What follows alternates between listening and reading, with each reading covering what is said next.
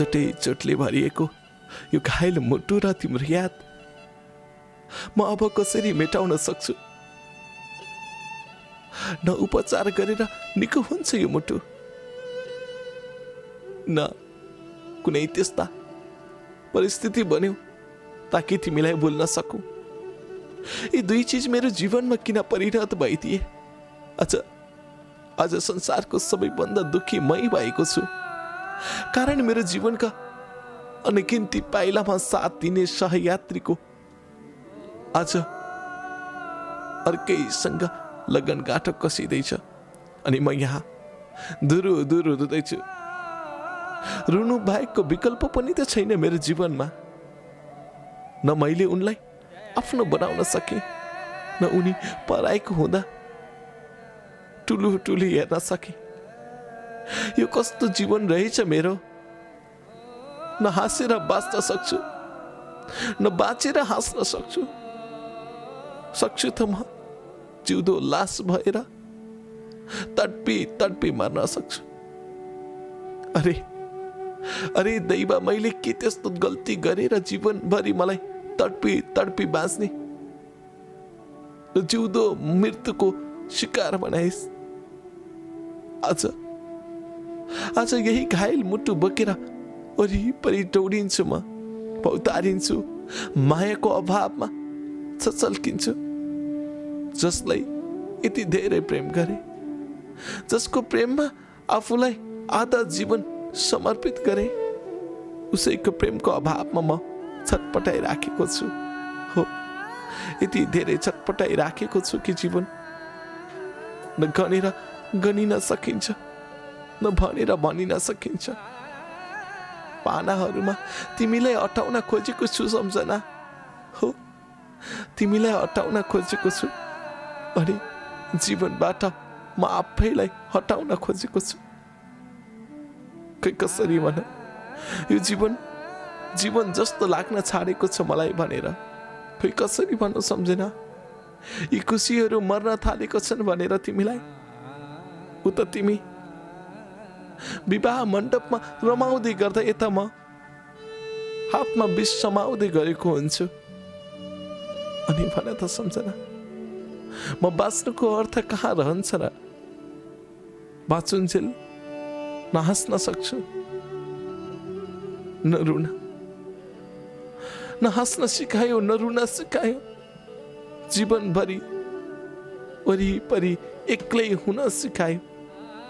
अरे, यो जीवनको अनगिन्ती पाइलामा तिम्रो सम्झनाका छालहरूलाई वरिपरि घुम्ने किन बनाएर गयो सम्झना?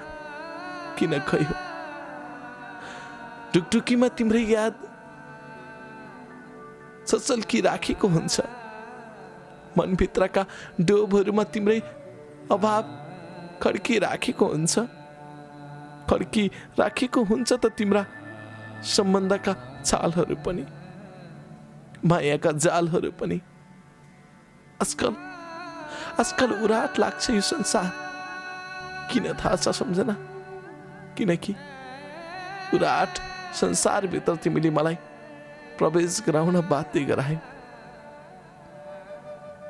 लाग्थ्यो मलाई मेरो जीवन केही दिनको भुमरी हो, त्यो भुमरीबाट पन्सिन सक्छु म। मलाई त त्यही भुमरीले डोराएर कहाँ पुर्याए पत्तो भएन। आज समुद्री छालमा पछाडि राखेको छु म। न तिमी माझी बनेर तान्न आएकी छौ, न म पौडी खेलेर बाहिर पन्चिन सक्छु।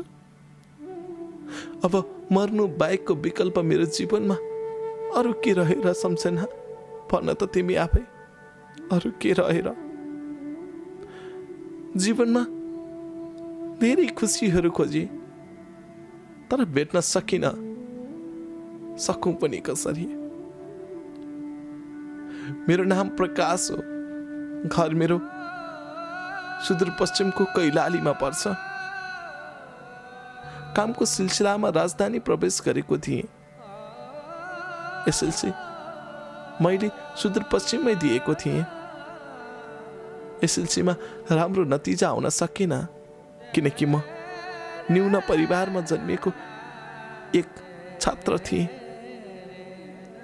मलाई पढाइ खासै उत्कृष्ट बनाउने त्यो चाहना पुरा हुन सकेन। नाम प्रकाश भए पनि आफू चम्किलो हुन सकिन। सायद त्यसैले होला मेरो परीक्षामा राम्रो नतिजा देखा परेन। फलामे ढोका एसएलसी नै पास गर्न नसकिसकेपछि म राजधानीको यात्रा तय गर्न बाध्य भएको थिएँ। खुसीहरू खोज्दै म राजधानी छिरेको थिएँ। आफूलाई रोजगारीको अवसर प्रस्तुत गर्ने ठुलो चाहना थियो। सायद त्यसैका लागि पनि म राजधानी छिर्नु बाहेकको विकल्पहरू केही थिएन। म जाबो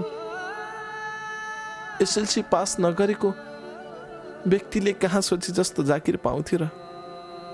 तर चाहना थियो मलाई राम्रो पेसामा आफू निहित हुने। गरिबीको कारण र जीवनको एउटा यात्रा असफलताको कारण यी मेरा चाहना अधुरै थियो र हुन्थ्यो पनि। म त्यसैको बावजुद राजधानी छिरे। राजधानी त्यसै सुनसान थियो। सबै स्वार्थी र सबै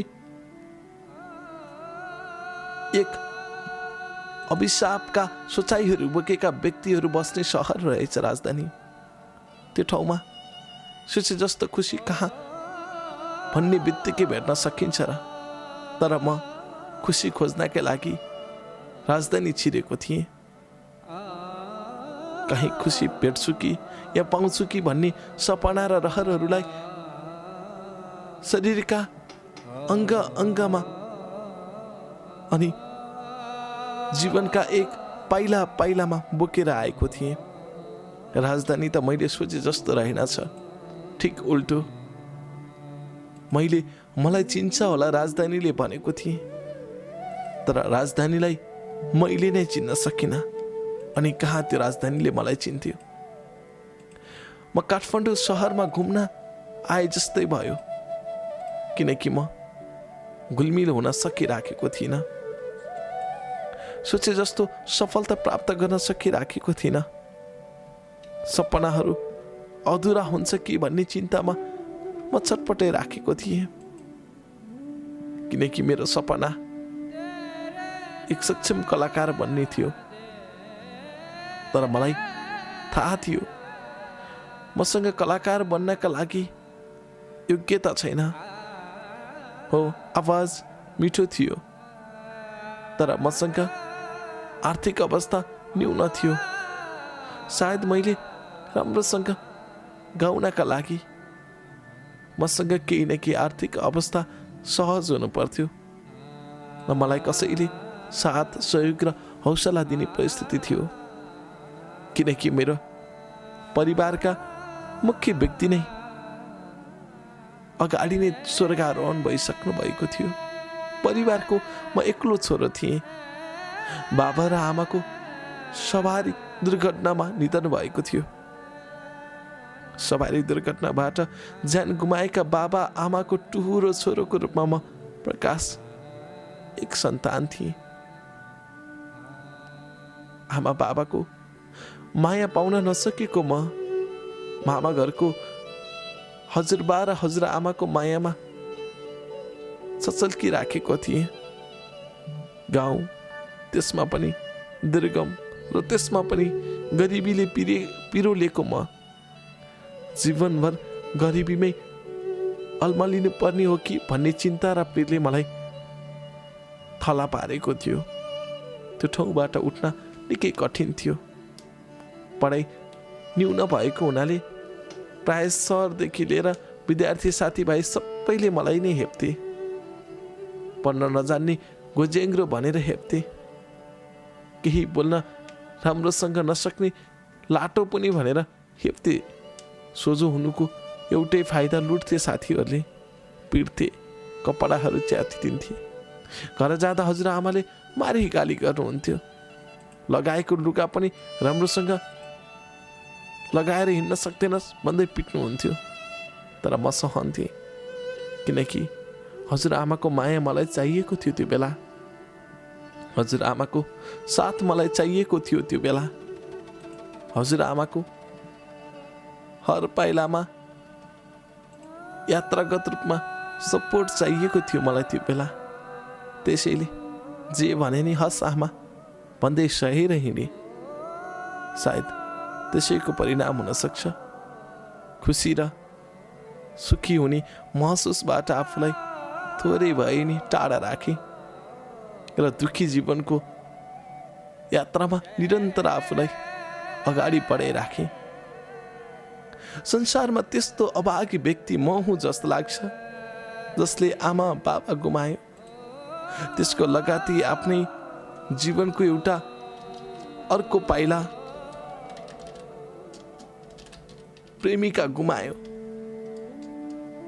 सायद गुमाउनकै लागि बनेको यो जीवन किन बहानाका लागि हो तेरो जीवन यही हो भन्ने बनायो। अचम्म लाग्छ मलाई।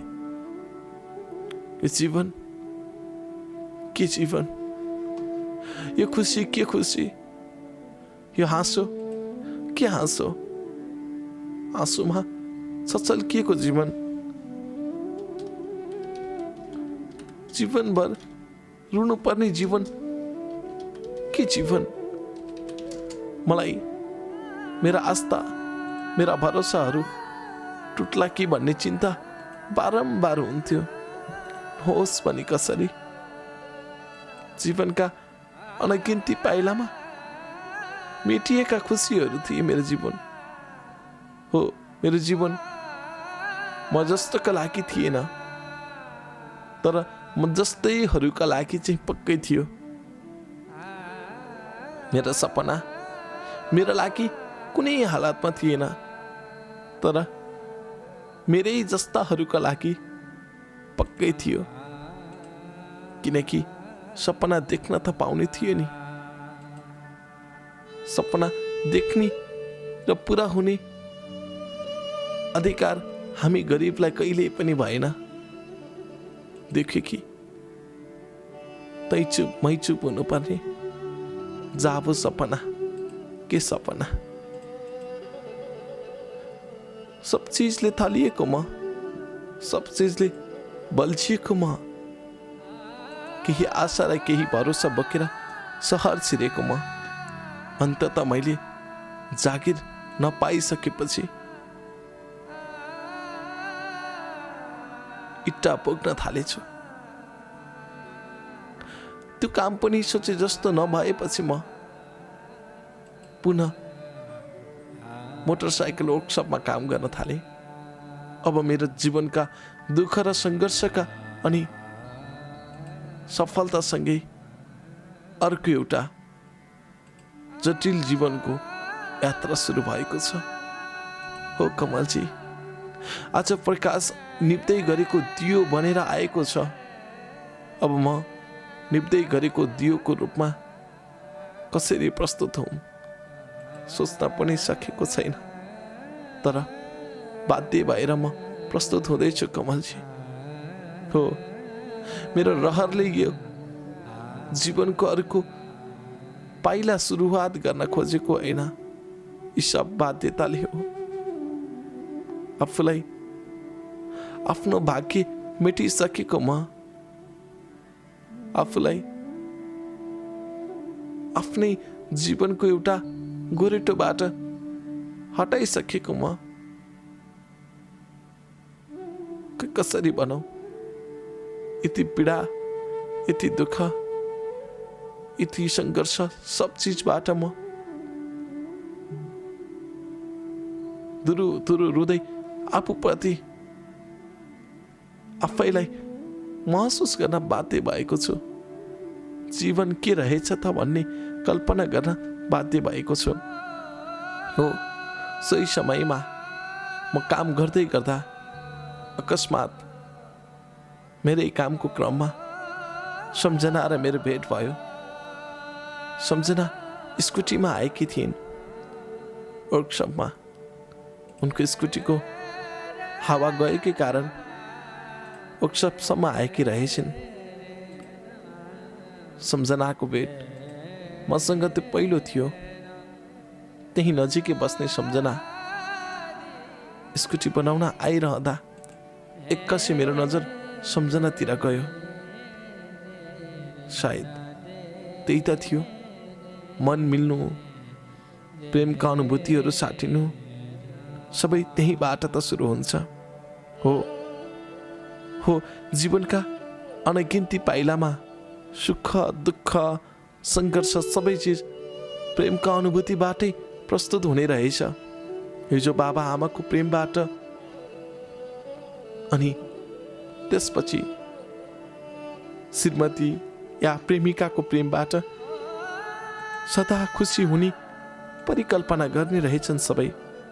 अझ त्यही प्रकाश हो म, जसले एउटा अनुभूति र अनुभव बटुल्नका लागि प्रेम गर्दै थियो सम्झनासँग। सम्झना र मेरो पहिलो भेट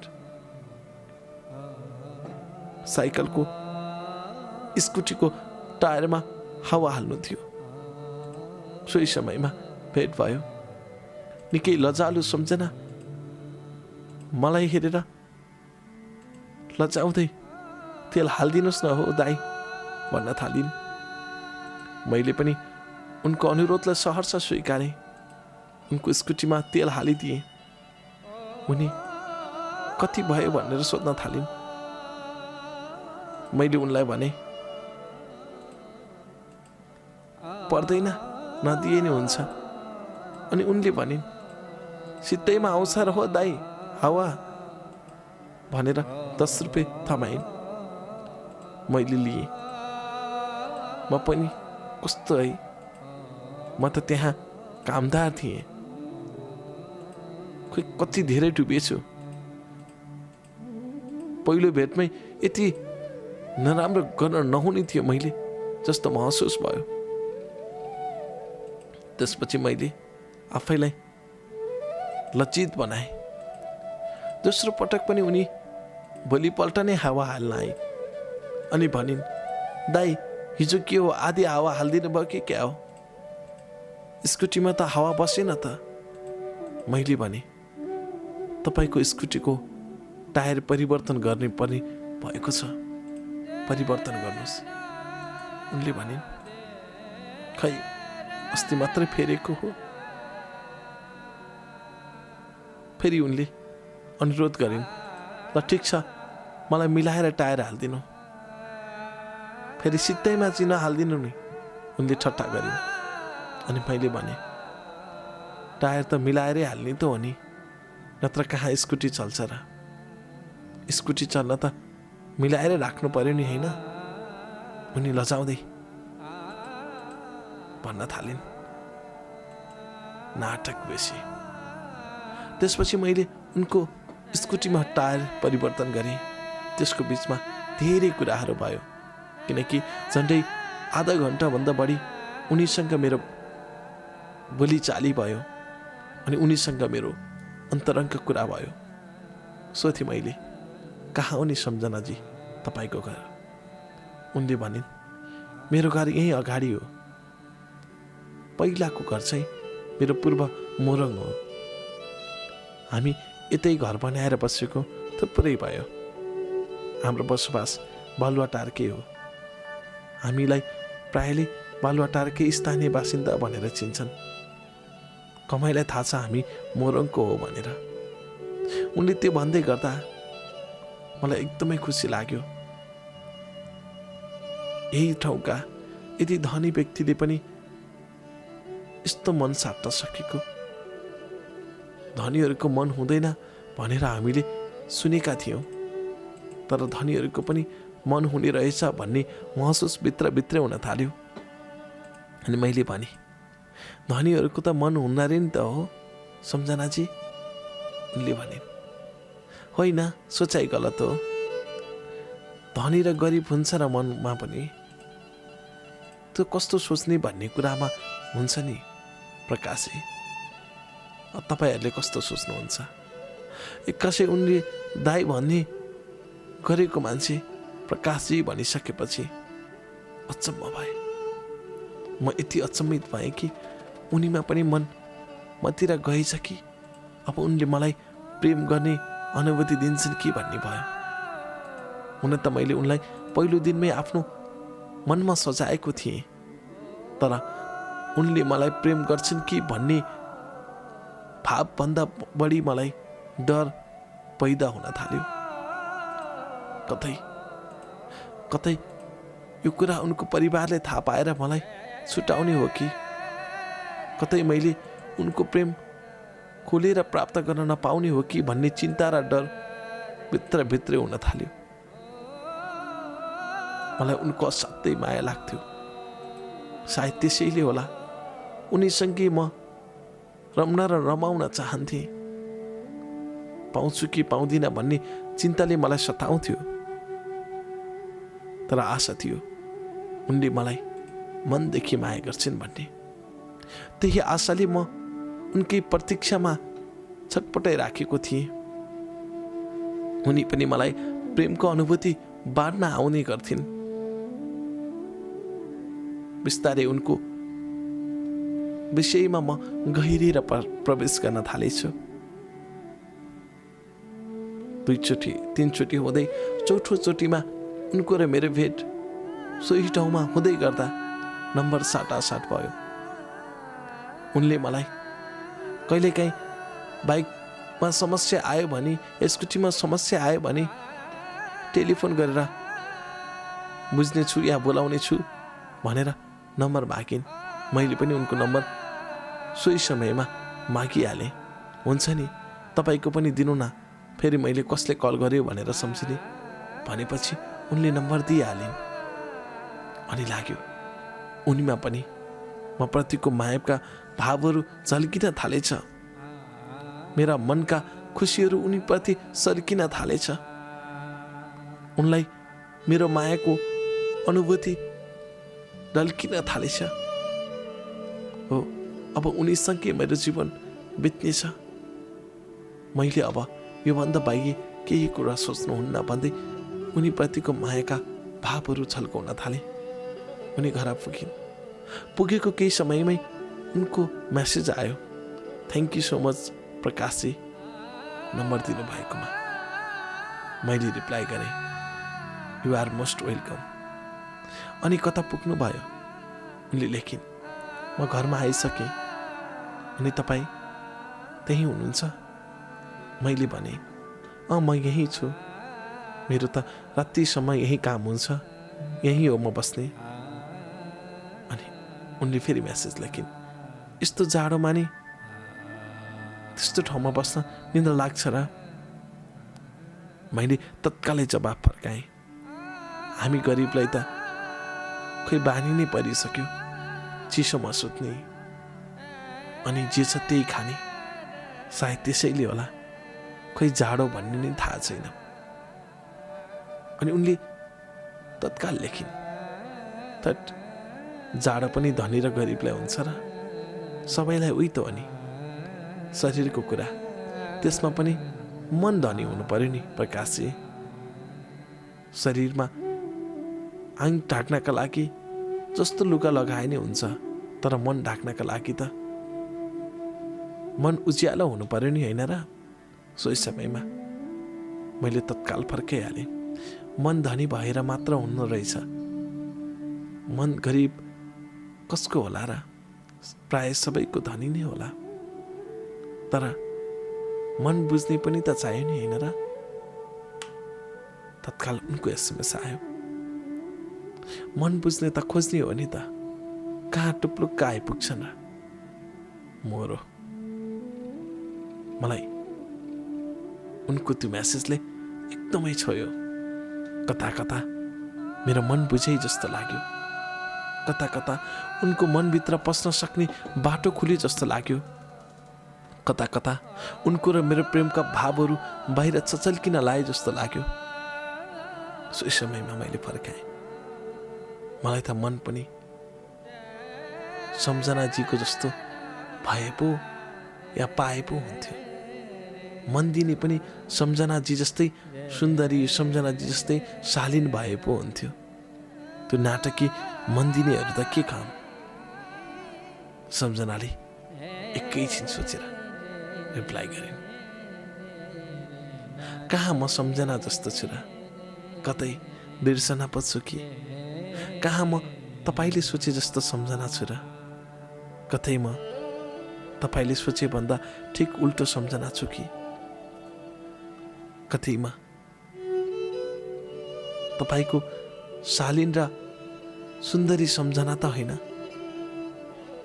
उनको त्यो म्यासेज आइसकेपछि मलाई बोल्न सजिलो भयो अनि मैले भने, तट त्यस्तो पनि हुन्छ र?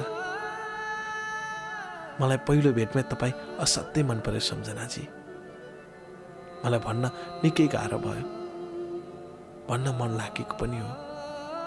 तर म जस्तो गरिबले, तपाईँ जस्तो सम्पन्नशाली अनि एक मात्र खानदानकी छोरी, एक्लै छोरी सम्झनालाई मैले मन पराउँछु भन्नु भनेको ठुलो दहमा सानो ढुङ्गा हान्नु छरा हो। कहाँ त्यो दहलाई मेरो सानो चिम्रे ढुङ्गाले पानीको महसुस गर्न पाउँछ र? यति दहले मेरो ढुङ्गा कहाँ भेट्न सक्छ र? त्यसैले मैले दहमा ढुङ्गा हान्नै खोजिन सम्झनाजी। सम्झनाको म्यासेज आयो, तपाईँ त कस्तो जात भात धनी गरिब छुट्याउनु हुँदो रहेछ। यो त सब बहाना हुन्। यहाँ पैसा हुने पैसामा सुतेका छन् र? खोइ त म कहिले खुसी नै हुन्न। पैसा त छ नि, तर खुसी हुने ती व्यक्ति, ती माया, ती सद्भाव कहाँ पाएको छु र? सबै परिवारको चाहना अनुरूप नै हुनुपर्छ।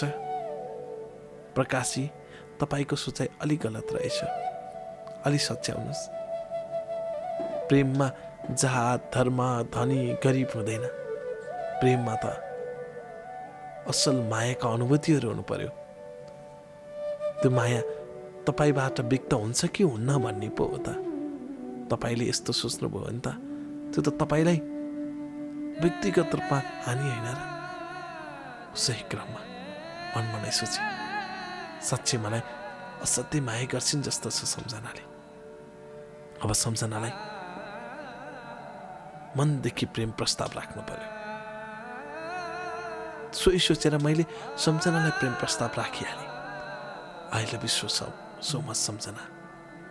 म तिमीलाई असाध्यै माया गर्छु, मनदेखि आत्मादेखि, कहिल्यै नभुल्ने गरी। किनकि म तिमीसँग प्रेमको अनुभूतिसँग, तिम्रा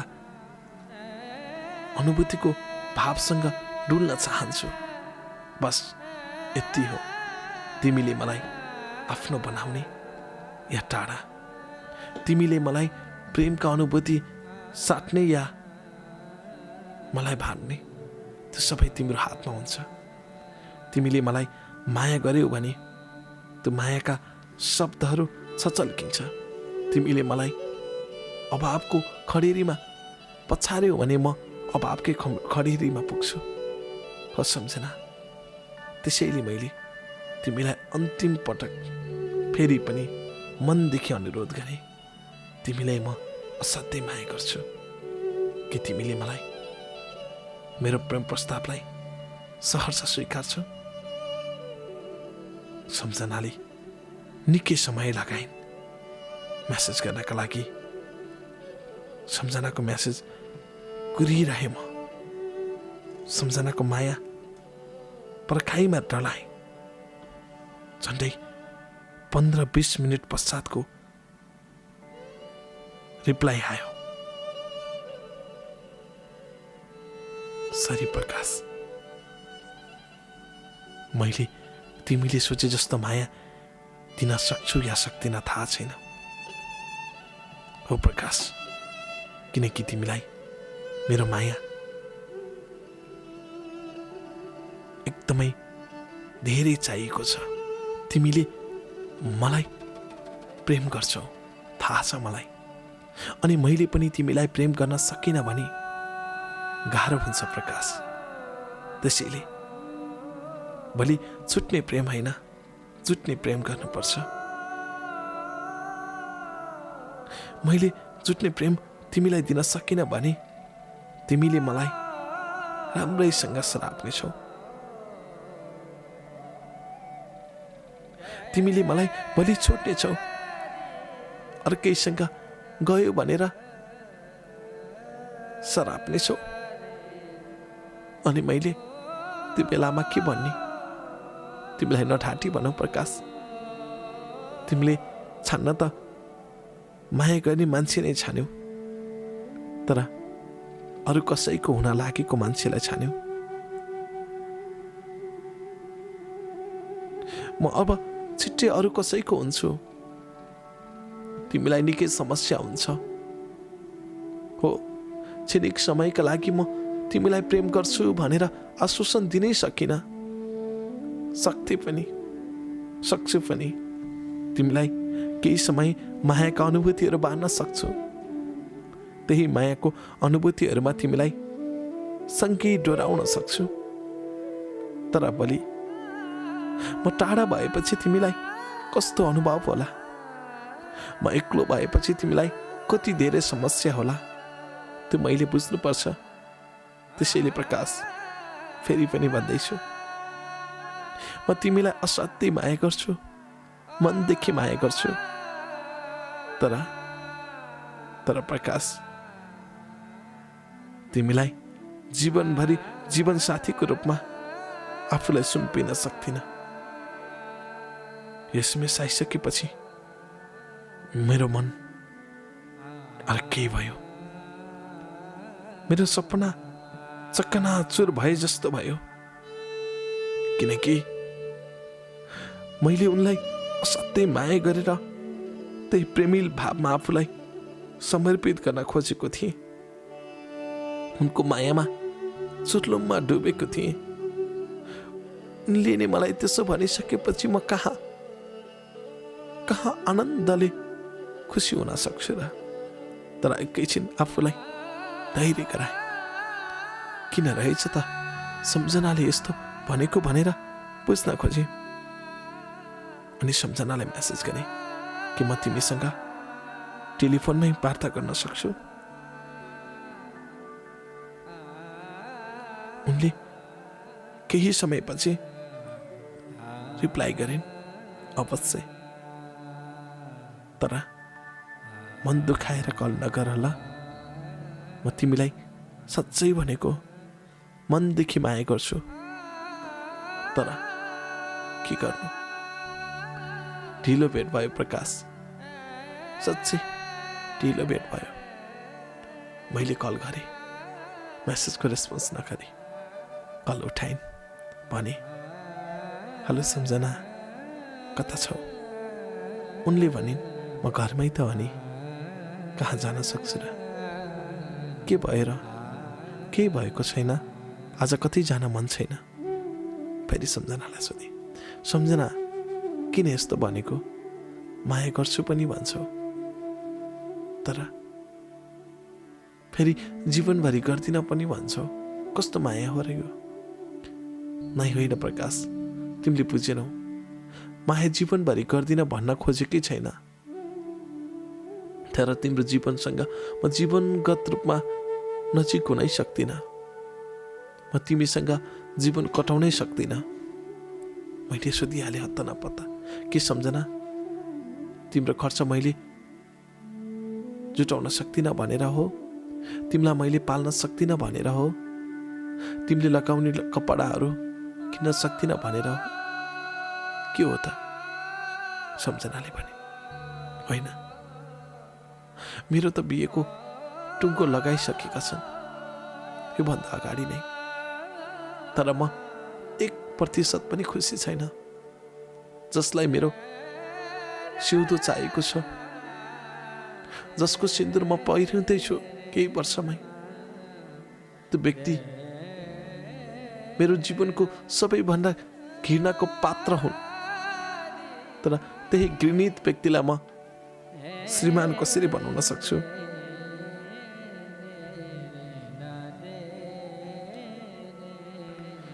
कति पीडा जीवनमा छ मेरो, कति दुःख जीवनमा छ मेरो, कति सङ्घर्ष जीवनमा छ मेरो। अनि म कसरी हाँसी खुसी बाँच्न सक्छु र? कदापि सक्दिनँ। म त्यसैले त चटपटाइ राखेको हुन्छु नि। प्रकाश, तिमीले याद गरेको छैनौ, पक्कै थाहा छ म कति छटपटाएको छु भनेर। मैले भित्री मनबाटै कहाँ भन्न सकेको छु र? म त केवल तिमीलाई हेर्नका लागि त्यहाँसम्म आएको थिएँ। म तिमीलाई केही अनुभव साट्नका लागि भन्दा पनि तिमीसँग साथीत्व गाँच्नका लागि त्यहाँ आएको थिएँ। कतै माया पाउँछु कि भन्ने आशाले त्यो ठाउँमा पुगेको थिएँ। मलाई थाहा छ तिम्रो माया मैले पाउँछु नै, तर मैले पो तिमीलाई जीवनभर साथ दिन नसक्ने भए। धिक्कार छ मलाई। अनि मेरो जीवन कति अभागी रहेछु म, कति अभागी रहेछु। जब म मायाको अनुभूति गर्न खोज्छु तब म माया पाउनै सक्दिनँ। जब म खुसी खोज्दै गरेको हुन्छु तब म खुसी पाउनै सक्दिनँ। अरे जीवन, मेरो जीवन त कर्कलाको पानी जस्तै रहेछ प्रकाश।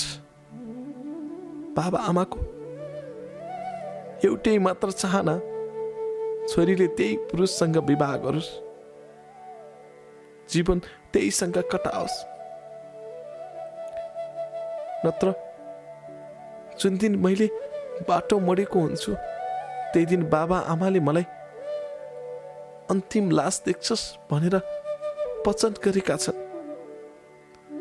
मैले बाबा आमाको उक्त वचनलाई तोडेँ भने बाबा आमाको मृत्यु हुन्छ। मेरो चाहना, मेरो सम्भावना, मेरो जीवन सबै टुटेको छ। कसरी भनौँ प्रकाश? त्यसपछि म असाध्यै निराश भएँ। जसलाई मैले जीवनमा मनदेखि चाहिएको थिएँ त्यो व्यक्ति अरू कसैको हुँदैछ, कसैको सिउँदो रङ्गाउँदैछ र पनि म उसलाई अझै माया गरिराखेको छु। अनि मैले भने, सम्झना, भोलि के होला कसलाई के थाहा। तिम्रो जीवन मैले देख्न सकेको छु, न मेरो जीवन तिमीले। एउटा बाचा गरौँ, भन्छौ भने तिमीले पनि मेरो कुरालाई नाइ नभन्न सम्झना। म पनि तिम्रो कुरालाई नाइ नास्ति पक्कै गर्ने छैन। एउटै मात्र बाचा। जबसम्म तिम्रो विवाह हुँदैन तबसम्म मेरा जीवनमा खुसी मात्र बाँडिदेऊ, हाँसिदेऊ, बोलिदेऊ, मायाका भावहरू प्रकट गरिदेऊ। उनले भने, तटलाटा, मैले कहिले नाइ भनेर म त्यसपछि पनि तिमीलाई माया गर्छु, तर देखाएर होइन, लुकाएर, देखेर होइन, लुकेर। हुन त आज पनि तिमीलाई माया गरेको देखाउन सक्दिनँ म। दुनियाँको अगाडि प्रकाश मेरो प्रेमी हो भनेर सबैलाई भन्न सक्दिनँ म। प्रकाश, म एकदमै लज्जित छु तिमीसँग। तिमीलाई माया दिन म सक्छु, तर तिमीले सोचे जस्तो माया बाँड्न नसक्ने भएको छु, किनकि म अरू कसैको हुँदैछु नि प्रकाश। तिमीलाई थाहा छ नि, तिमीले सोचे जस्तो व्यक्ति त हुँ म, तर तिम्रो लागि सोचे जस्तो हुन सक्दिनँ म। कसरी भनौ तिमीलाई यति ठुलो अभावमा म राख्न सक्दिनँ भनेर? कसरी भनौ मेरो सिउँदो रङ्किँदै गर्दा तिमी दुरु दुरु रोएर मेरो विवाह मण्डपमा नआऊ भन्न? मेरो बेहुलाको स्वरूप तिम्रो शरीर मैले प्राप्त गर्न पाउँदिनँ भनेर म कसरी कल्पना गर? म त मर्छु होला नि।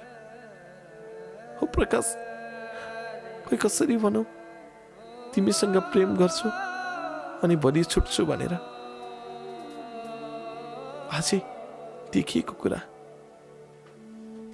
मैले भने, हेर हेर सम्झना, भोलि कसैले कसैको जीवन देखेको छैन।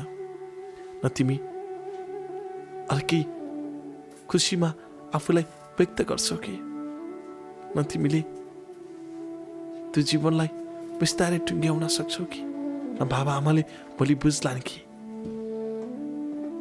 भोलि न आत्ता भोलि त भोलि हो नि, आजलाई सम्झ। त्यसरी सुरु भएको हाम्रो प्रेम कहानी निकै मधुर र निकै शालीनो हुन थाल्यो। उनले मलाई हर समस्याको सहारा बनेर प्रस्तुत भइदिन्थिन्। मलाई कुनै अभाव हुन दिन्नथिन् उनले। कहिलेकाहीँ मलाई पैसाको अभाव भयो भने घरमै लिएर आइदिन्थिन्। यस्तो प्रेमी उनले पाइन् या पाइनन् थाहा छैन, तर मैले यस्तो प्रेमिका पाएँ। मेरो अभाव मात्र होइन, मेरो खुसी बनेर उनी प्रवेश भएकी थिइन्। मेरो जन्मदिनको कुरा हो।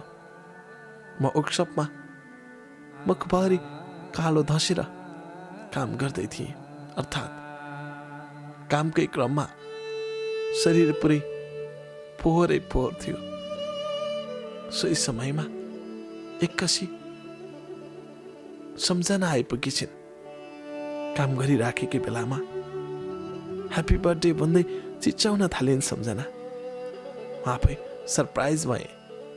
हुन त मैले 2-3 महिना अगाडि सम्झनालाई भनेको थिएँ मेरो जन्मदिन यति गति हो। त्यो दिन चाहिँ सम्झना मलाई समय दिनुभयो भनेर। तर त्यही दिन मैले भुलेछु मेरो जन्मदिन त्यो दिन हो भनेर। म काम गर्थेँ, दिन रात कसरतको अनुभूति लिन्थेँ। परिश्रमको रूपमा आफूलाई काममा बाँधेको थिएँ। पारिश्रमिकको रूपमा मैले खासै ठुलो तलब त पाउँदिन थिएँ, तर पछि म र मेरो चाहना एउटा वर्कसप खोल्न सक्ने हुन पाऊँ भन्ने मात्रै थियो। त्यसकै लागि म दिन रात बिहान बेलुका नभनी खटिराखेको थिएँ। सोही समयमा सरप्राइज भन्दै मलाई सम्झनाले स्कुटीको चाबी थमाइन्। भर्खरको नयाँ स्कुटी। म यति हर्षित भएँ, मुटु ढुकढुक भयो। मैले सम्झनाको मायासँगै सम्झनाको यति ठुलो उपहार ग्रहण गर्न पाएँ। जीवनमा आफ्नो सम्पत्तिको रूपमा स्कुटी पाउँदैछु भन्ने कल्पना कसले गर्छ? हुन त गर्ला त्यस्तै व्यक्तिले जो व्यक्ति अझै सम्पन्न छ। म त यति होपलेस भएँ, होस घुमेछ। सम्झनालाई कति बेला अङ्कमाल गरेँ, सम्झनाका शरीरहरूमा कति बेला म प्रवेश भएँ पत्तै भएन। आफूलाई होस घुमाएको मनुष्य जस्तो महसुस गर्न थालेँ। मैले सम्झनालाई यति धेरै धन्यवाद दिएँ कि मैले मलाई नै भुलेछु। सम्झनाले दिएको उपहारलाई मैले मनमा सजाउँदै घरमा ल्याएँ। यति खुसी भएँ। सोही दिन मेरो मालिकले पनि खुसी हुँदै भने, त महान रहेछस् केटो। भर्खरै राजधानी छिरेको केही समयमै यति राम्री प्रेमिका पनि पाइस्, अनि प्रेमिकाको यति धेरै माया र साथ अनि उपहार। वाह, यो पो हो त प्रेम। सम्झनाको मायासँगै मलाई हरेक दिन उनी साथ र यात्रामा अगाडि बढ्ने त्यो एउटा हौसलाले मलाई निकै खुसी बनाउँथ्यो। झन्डै 8-9 महिना बितिसकेको थियो वर्कसपमा। सो समयसम्म सम्झनाको साथ र माया प्राप्त हुँदै गर्दा अत्यन्तै खुसी भएको थिएँ म। बिस्तारै 9 महिना 10 महिना हुँदै 1.5 वर्षको समय वर्कसपमै बित्यो मेरो। कामदारको रूपमा म निकै त्यहाँको सिनियर कामदारको रूपमा प्रस्तुत भएँ। म बाइकको सबै पार्ट्सहरू परिवर्तन गर्न सक्ने भएँ। ठुला ठुला मोटरहरू पनि मर्मत गर्न सक्ने भएँ। म चाहिँ यसरी भनौँ, म एउटा राम्रो मेकानिक बने, सवारी मेकानिक बने। सवारी साधनको मेकानिक बन्न निकै गाह्रो छ नेपालमा, सिकाउन। त्यो कम्पनीको म सबैभन्दा सिनियर कर्मचारीको रूपमा जोडिएँ त्यो वर्कसपमा। मैले त्यो वर्कसपमा काम गर्दा गर्दै आफूलाई अझ उत्साहित बनाउन थालेँ। काम गर्न सुरु गर्दा मैले 8,000बाट सुरु गरेको थिएँ। म सिनियर हुँदासम्म 35,000 तलब प्राप्त हुन थाल्यो। मैले कामलाई निरन्तर ध्यान दिन थालेँ। हरेक दिन मैले टिप्सहरू पाउँथेँ। सवारी साधन बनाउँदै गर्दा मलाई सम्पन्नशाली व्यक्तिहरूले मायाले टिप्सहरू दिन्थे। निकै खुसी लाग्थ्यो। त्यसरी जम्मा गरेको मेरा पैसा झन्डै 2 लाख जम्मा भएछ। सोही क्रममा मलाई सम्झनाले भनिन्, अब त आफ्नै वर्कसप खोल न प्रकाश, सधैँ कति कामदार बन्छौ, अब त आराम लिने समय आयो त। मैले सम्झनालाई भने, सम्झना, म कहाँ सोचे जस्तो धेरै कमाएर तिमीले भने जस्तो छिट्टै सहज बन्न सक्ने अवस्थामा छु र। न म आर्थिक अवस्थामा फिजारिएको छु म, न त सहज रूपमा आफूलाई प्रस्तुत गर्न सक्छु। मलाई गाह्रो छ नि सम्झना। म तिमीले भने जस्तो कहाँ हुन सकेको छु र यति छिटै। त्यसपछि सम्झनाले भनिन्, तिमीले मलाई एउटा कुरामा प्रमिस गर ल त, म तिमीलाई अर्को एउटा सरप्राइज दिन्छु।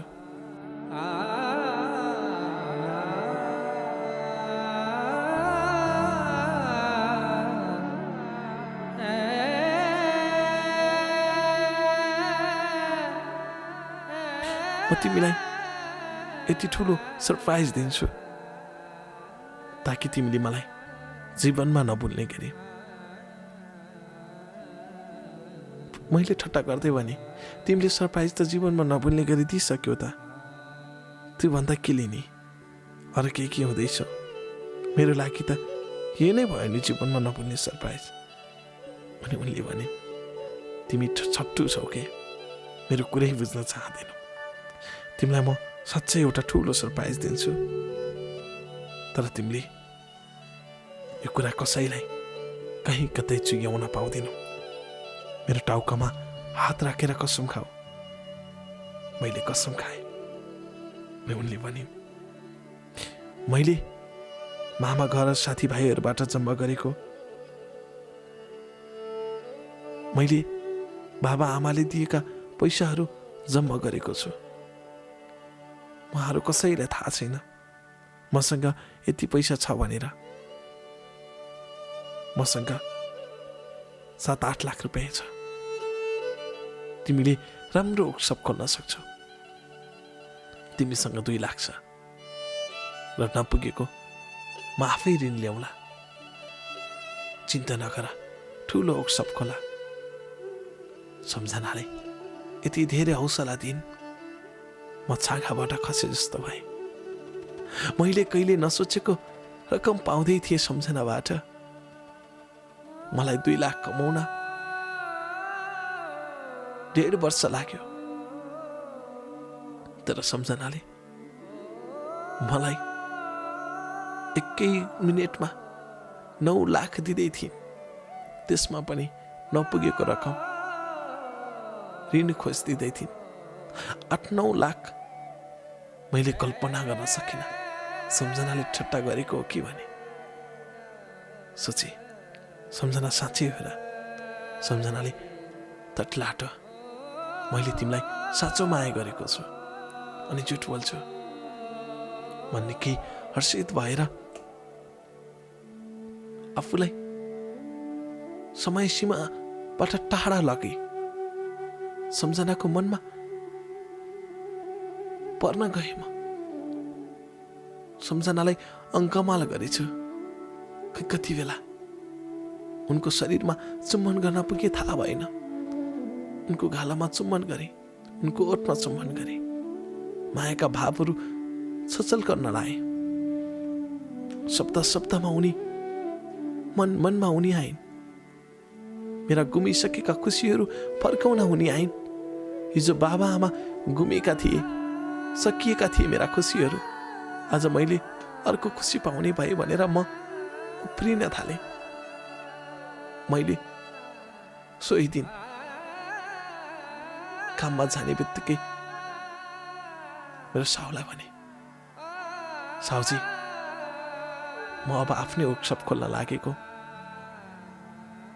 के गरौँ होला? साउजीले भने, यो त राम्रो कुरा हो नि, म तिमीलाई पहिल्यै भन्ने सोचाइमा थिएँ। तिमी यति राम्रो जान्ने भइसक्यो, आफ्नै गर भनेर। अनि पैसा कहाँबाट ल्याउँछौ? मैले भने, घरबाट आमाले पठाउँछु भन्नुभएको छ। आमाले थोरै धेरै पठाउनु भयो भने मलाई सहज हुन्छ अनि यतैबाट हल्का थपथाप गर्छु अनि केही ऋण खोज्छु। अनि फेरि तत्काल सोधिहाल्नु भयो, कसरी ल्याउँछन् त आमाले? मैले भने, हाम्रा केही जग्गाहरू छ, रोडले छोएको, त्यो अहिले राम्रै भाउमा बिक्री हुने रहेछ। त्यसपछि हुन्छ नि त खोला भनेर उल्टो मलाई मेरो बोसले ठाउँ समेत खोजिदिनु भयो। त्यसपछि मैले त्यो वर्कसपको नाम नै एस प्रकाश वर्कसप राखेँ। अगाडि एस प्रकाश वर्कसप राखिसकेपछि सम्झनाले मलाई गाली गरिन्, किन अगाडि एस राखेको भनेर।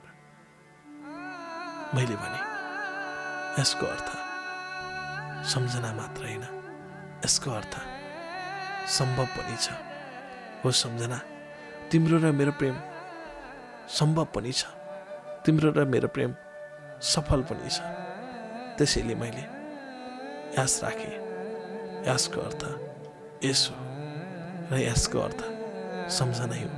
तिमीले मन दुखाउन पाउँदिनौ, किनकि यहाँ तिम्रो पसिना मिसेको छ अनि म तिम्रो पसिनालाई लुकाएर मेरो हो भनौँ। त्यसपछि उनले, ल ठिक छ, राम्रो गर प्रकाश, वास्तवमा मैले तिमीलाई प्रेम गरेको यति हो। म जोसँग विवाह गरे पनि सन्तान तिम्रो जन्माउन चाहन्छु।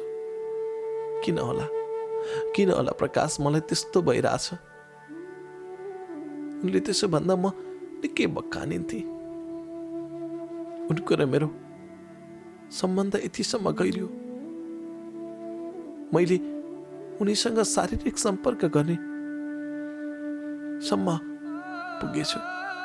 मैले धेरै कन्ट्रोल गरेको थिएँ त्यो कुराबाट, तर प्रेम धेरै झाँगिसकेपछि नसकिने रहेछ।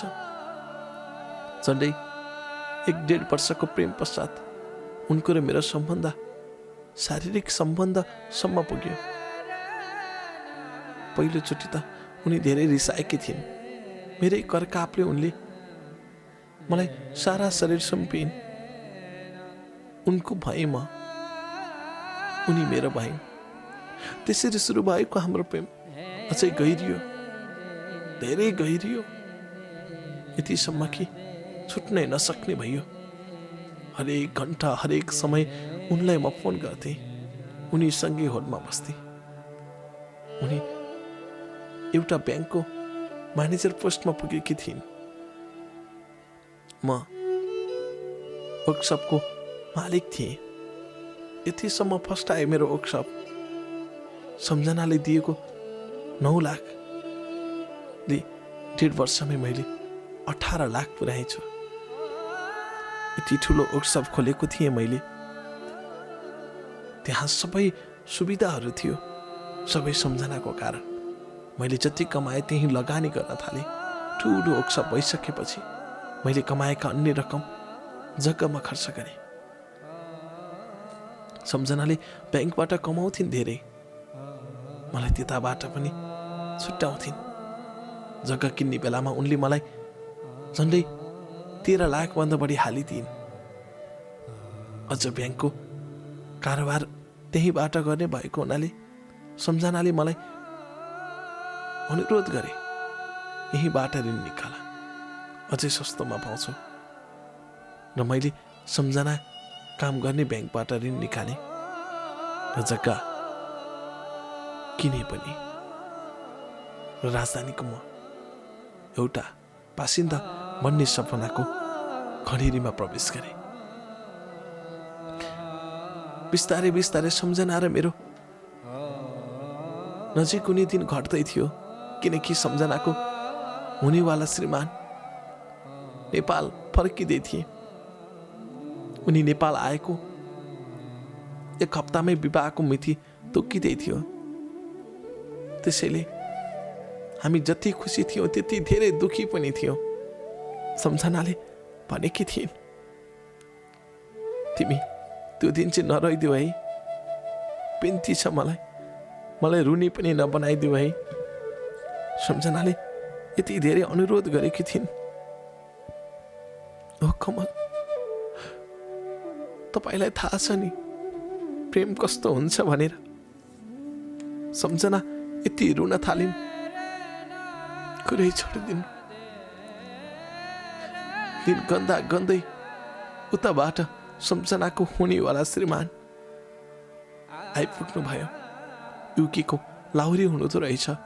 सम्झना भन्दा झन्डै 10 वर्ष जेठो। 10 वर्ष जेठो पुरुषसँग उनी विवाह गर्दै थिइन्।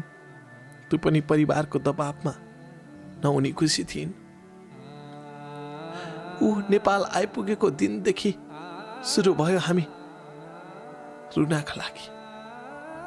यति धेरै रुन्थे म, कुरै छोड्दिनँ कमलजी। आज ऊ नेपाल आइपुगेको 2 हप्ता भयो। आजकै दिन उनीहरूको विवाह छ। ऊ नेपाल आएको दिनदेखि रुन थालेको आजसम्म रुँदैछु। आज त म मरे जस्तो भएर यो पत्र कोर्दैछ। हो, यो पत्रमा हरेक शब्द जीवन लुकेको छ। उता बाबा आमा गुमाएको म टुहुरो। आज मैले प्रेम गरेकी प्रेमिका गुमाउँदैछु, अरूलाई सुम्पिँदैछु। कसरी भनौँ, किनेर नपाउने प्रेम रहेछ। कसम, मैले उनलाई पाउँथे भने यी सारा सम्पत्ति उनको परिवारको नाममा गरिदिएर उनलाई आफ्नो बनाउँथे। तर नहुने रहेछ। यति धेरै स्वार्थी हुँदा रहेछन् धनी मान्छेहरू। प्रेममा पनि टिक्न नदिने रहेछन्। आफ्ना छोराछोरीको चाहना पुरा गर्न नदिने रहेछन्। खै कसरी भनौँ, अधुरो जीवनलाई सार्थकतामा बदल्न नदिने रहेछन्। त्यसैले होला उनको र मेरो सम्बन्ध टिक्न दिएन। अन्ततः छुट्नु पर्ने बाध्यता भयो। यता सम्झनाले विवाहको निम्तो मलाई थमाउन लिएर आए। रुँदै रुँदै त्यही थियो सम्झना र मेरो भेट अन्तिम। सम्झनाले रुँदै भनिन्, प्रकाश, तिमीलाई मैले भनेको थिएँ नि, हाम्रो सम्बन्ध दिएको छैन। छुट्नु कसरी म? बिहेको दिन त म त्यो मण्डपमा मर्छु होला। बिन्ती छ प्रकाश, तिमी नआइथ्यौ। मैले यो कार्ड तिमीलाई दिन आएको होइन, यो बहाना बनाएर आएको। तिमीलाई नभेटी म मर्न सक्दिन भनेर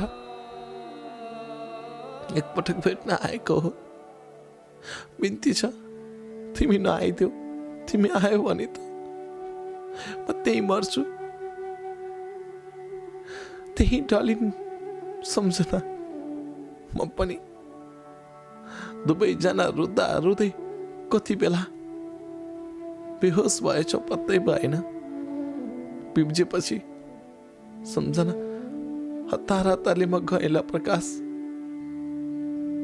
तिमी धेरै नआथ्यौ। मन बुझाउ प्रकाश। हिजो पो असक्षम थियो, आज तिमी सक्षम भइसक्यौ प्रकाश। अब तिमीलाई सबैले पत्याउँछन्। कहिल्यै नभुला ल पहिलो प्रेम। मेरो पहिलो प्रेम तिमी हो प्रकाश, अनि तिम्रो पनि म। त्यसैले म तिमीलाई मर्दा पनि भुल्दिन भन्दै रुँदै गइन्। उनी गइसकेपछि म कसरी सम्हाल्ने होला कमलजी। यति धेरै तडपे, यति धेरै रोएँ। रुँदा रुँदै थाकेछु म, अनि आफ्नै जीवनलाई डाकेछु म। खै कसरी भनौँ, तडपिँदै तडपिँदै बाँचेको यो क्षण कुन बेला मर्छु पत्तो भएन। आजको दिन मलाई धन सम्पत्ति सबैले साथ दियो, तर जसले साथ दिन पर्ने हो उसको साथ पाउन सकेको छैन। कारण यही दुःख, यही गरिबीका मात्र होइन रहेछ। प्रेम असफल हुनुमा भाग्यको कुरा पनि रहेछ। उनले मलाई भाग्य चम्काइदिन्, तर उनी पाउन नसक्ने परिस्थितिमा बनाएर गइन्। खै कसरी धन्यवाद दिउँ, खै कसरी। तिमीले मलाई यति धेरै सम्पन्नशाली बनाएर गयो, खै कसरी। धन्यवाद र विवाहको बधाई दिन नसक्ने अवस्थामा छु। मलाई खुसी त दियो, तर जीवनभर ऋणी बनाएर गयो। म आफू खुसी हुन सक्छु। सम्झना, तिमी यो कथा सुन्दैछौ भने अन्तिममा म तिमीलाई अनुरोध गर्छु, सक्छौ भने तिमीले मलाई बोला, सक्दैनौ भने कहिले पनि मेरो कारण तिम्रो श्रीमानलाई दुःख नदेऊ। बिन्ती छ, मलाई कहिल्यै नभुला ल।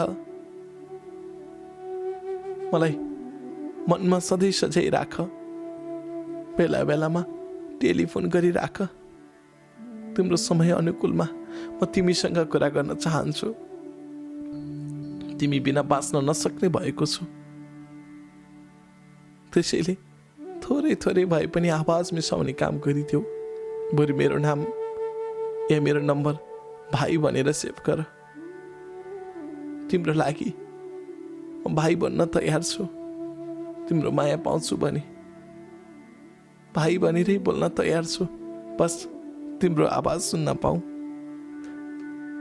सायद मर्छु होला जस्तो भएको छ। बाँचेछु भने तिम्रै यादमा पागल भएर जीवनभरि बाँच्नेछु।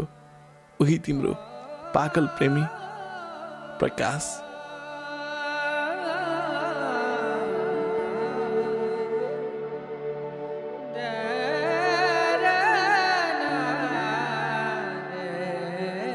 दर्शकबिन प्रकाश र सँगै सम्झनाको यो प्रेम कथा तपाईँलाई कस्तो लाग्यो? जस्तो लाग्यो त्यस्तै सल्लाह सुझाव र प्रतिक्रिया कमेन्टमा लेख्नुहोला। मैले मेरो आफ्नै कथाको अर्को नयाँ अङ्कमा प्रकाश र सम्झनाको कथा प्रस्तुत गरेको थिएँ। प्रकाशजी पश्चिमको कैलालीमा जन्मेका थिए। निकै सङ्घर्षले हुर्किएको प्रकाशको जीवन सजिलो र सरल बनेर त गयो, तर अन्तिममा प्रेम सफल हुन सकेन। प्रकाशजी, तपाईँलाई मेरो अनुरोध, तपाईँले सबैभन्दा ठुलो खुसी त पाउनुभयो नि, उहाँलाई पाउनुभयो। जति क्षणिक समय तपाईँले उहाँसँग बिताउनु भयो त्योभन्दा महत्त्वपूर्ण समय तपाईँको जीवनमा कुनै पनि हुँदैन। त्यसकारण चुक्क हुनुहोस्, तपाईँको साथमा तपाईँकी सम्झना सदैव हुनुहुनेछ। आज सम्झनाले विवाह गर्नुभयो त के, तपाईँसँगै उहाँको आत्मा छ, तपाईँसँगै उहाँको मन छ, दिल छ, तपाईँसँगै उहाँको शरीर, सब चिज तपाईँसँग छ। तपाईँ किन चिन्ता लिनुहुन्छ? उहाँले त बाचा गर्नुभएको रहेछ, या उहाँले त तपाईँलाई बाचा गर्न लगाउनु भएको रहेछ। मैले विवाह उता गरे पनि मलाई सन्तान तिम्रै दिनुपर्छ भनेर। हुन त यो राम्रो कुरा होइन। तपाईँलाई म तपाईँको तर्फबाट सम्झनालाई सन्तान दिनु त भन्दिनँ, तर तपाईँहरू दुई बिचको खुसी यो हो भने सम्झनाको मन नदुखाइदिनु होला, किनकि तपाईँको लागि तपाईँ आज प्रकाश बनेर उज्यालो बन्नका लागि उहाँको ठुलो देन छ। यो दिन जीवनमा नभुल्नुहोला। र दर्शकबिन, तपाईँले लामो समयपछि मैले कथा प्रस्तुत गर्ने परिस्थिति बनाइदिनु भयो। धेरैको अनुरोध, कथा किन आएन भनेर मलाई तारन्तार फोन आउने भएको कारण मैले कथालाई निरन्तरता दिएको छु। थोरै समस्या पनि, कथा लामो बनाउनु पर्ने, या कतिपय कथाहरू मलाई चित्त नबुझ्ने, चित्त बुझे पनि कति धार्मिक कथाहरू आइदिने, र जसले गर्दाखेरि अर्को धर्म, जुन धर्मले अर्को धर्मलाई असर पारिदिने, अर्को धर्मले अर्को जातिलाई असर पारिदिने कतिपय जातका कथाहरू आइदिने भएको हुनाले मैले ती कथाहरूलाई फिल्टर गरेको छु। मैले समग्र सहज र सरल बन्ने खालका कथाहरू अवश्य वाचन गर्दै आउनेछु भन्दै यो अर्को कथा श्रृङ्खला मेरो आफ्नै कथाको नयाँ भागबाट म तपाईँकै मनको साथी कमल सरगम बिदा हुन्छु। नमस्कार।